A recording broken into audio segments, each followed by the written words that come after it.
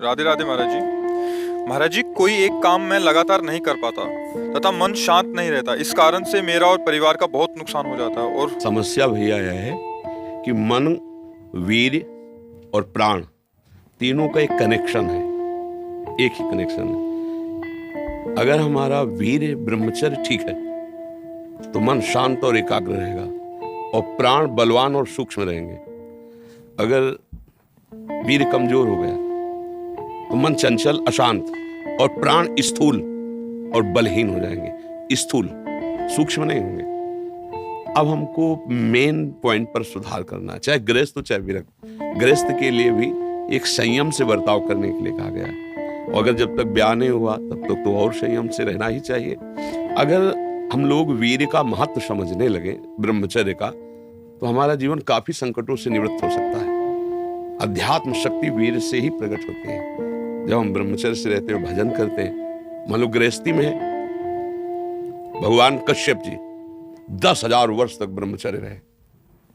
फिर उन्होंने माता विनता की गर्भ में, जानते कौन पैदा हो? भगवान गरुड़ जी पैदा हुए। कितने बलशाली, भगवान के वाहन, पूरे विश्व ब्रह्मांड को अपने एक पंखे में रख के उड़ सकते हैं। 10,000 वर्ष भजन किया तो फिर गरुड़ जी पैदा हुए। अगर गृहस्थी में भी है, संयम से रहकर भजन करके फिर तो बुद्धिमान, ज्ञानवान, बलवान बालक पैदा होगा।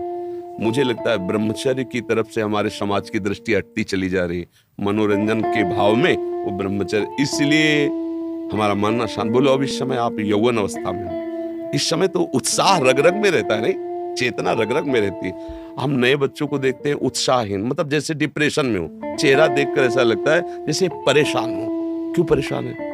क्योंकि आंतरिक जो शक्ति सपोर्ट करने वाली है, अब मन जिस विचार में फंसा देता है, बिना मतलब फंसाए, कोई भय नहीं, वो भय दे रहा है।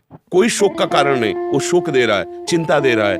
किसी भी कार्य को करो, इतना संशय पैदा कर रहा है, पता नहीं काम सफल होगा कि नहीं सफल होगा, कहीं ऐसा तो नहीं हो जाएगा, कहीं ऐसा तो, वो अशांत रखता है। और जब ब्रह्मचर्य, ऐसा कैसे हो सकता है?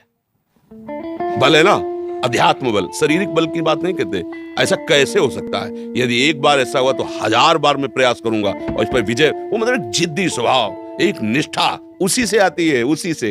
ये जो संत महात्मा बड़े बड़े कष्टों को रौंद करके वो मेन पावर है। और हम लोग उससे, प्राण हमारे स्थूल हो गए, वासनात्मक, मन हमारा चंचल अशांत हो गया। क्यों? क्योंकि हमारा ब्रह्मचर्य ठीक नहीं है। अब उस पर किसी की दृष्टि नहीं जाती। अब ब्रह्मचर्य कैसे ठीक हो? हमारा संग ठीक नहीं, हमारा भोजन ठीक नहीं, हमारा दृश्य ठीक नहीं, हमारा श्रवण ठीक नहीं, गंदी बातें देखे, गंदी बातें सुने, गंदा विचार आए, गंदी क्रियाएं करें, फिर ब्रह्मचर्य कैसे रहा जा सकता है? अगर सुधार करो तो अभी बहुत बढ़िया समय है, कोई ज्यादा अवस्था तो हो नहीं गई। ब्रह्मचर्य का सुधार करो। हम सबसे कहते हैं व्यायाम करो। बिना शरीर को थकाए ब्रह्मचर्य को पचाया नहीं जा सकता। जैसे दंड बैठक, दौड़ भाग, व्यायाम किया, फिर आप भले गृहस्थ हो, फिर दिन भर कार्य करते रहो। 30 मिनट तो पूरे शरीर को ऐसा व्यायाम में रखो, पसीना पसीना हो जाए। अब 8-10 बजे तक सो रहे हैं तो व्यायाम कब करें? 4 बजे उठ के नहा धो करके घंटा आध घंटा दंड बैठक मारे तो आप देखो आपका जीवन प्रकाशित होने लगे। ये नहीं कहते कि बाबा जीवन, गृहस्थी में भी, गृहस्थी जीवन कोई साधारण इतना बड़ा बोझा लाद के चलना है परिवार का। शरीर स्वस्थ नहीं, विचार ठीक नहीं तो क्या है? अभी कुछ दिनों ऐसे अगर आचरण ढीले रहे तो शरीर ऐसे भयानक कमजोरी से युक्त हो जाएगा कि आपको सब कहेंगे प्रमादी पड़ा रहता है, कुछ करता नहीं। इसलिए समझ जाओ, ब्रह्मचर्य ही परम तप है, ब्रह्मचर्य ही परम धन है, ब्रह्मचर्य परम एकाग्रता है। एकाग्रता ब्रह्मचर्य से आती है। आंख मूंदो या खुली रखो, अगर ब्रह्मचर्य ठीक, एक शीतलता, एक गंभीरता, और जिधर दृष्टि लगा उधर एकदम चिपक जाएगी जाके। जैसे भजन में, नाम में, एक, या आप संसारिक कार्य में बहुत अच्छा कार्य करोगे। अगर आपका ब्रह्मचर्य ठीक ना तो जिधर बहुत अच्छा कार्य करोगे। तो शरीर में दम ही नहीं है, यंत्र का जमाना हो गया है। पहले खेती जोतते थे ना किसान, एक फार वाला होता था और पूरे खेत को उसी से जोतला है, बलवान होते थे। 2 लीटर मठा और 8 रोटी पाए, बैल की जैसी ताकत। अगर बैल को नाक पकड़ के रोक ले तो वो वही खड़ा हो जाए। और आज अब ट्रैक्टर से जोती है, कोई मेहनत तो लग रही है। तो ये शरीर का हम लोग बहुत बुरी तरह से पतन कर रहे हैं। बड़ा कीमती शरीर है, हाँ, इसमें बहुत चेतना की आवश्यकता है। संसार में रहते हुए भगवान का, सत्य का मार्ग चयन करके हमें भगवत प्राप्ति करनी। अरे कम से कम जितनी ऊंचाई पे आ गए उससे नीचे तो न जाए। सुअर कुत्ता तो न बनना पड़े। मनुष्य बन गए हैं तो ऊंचे चढ़े कि नीचे गिरे।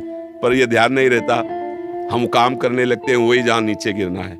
अब दूसरे जीवों का मांस खाना, शराब पीना, जुआ खेलना, बेविचार, ये कहाँ ले जाएगा? एकदम नष्ट कर देगा। तो जवान बच्चे हो, सावधान रहो, खान पान ठीक रखो, सावधानी पूर्वक चलो, ठीक है।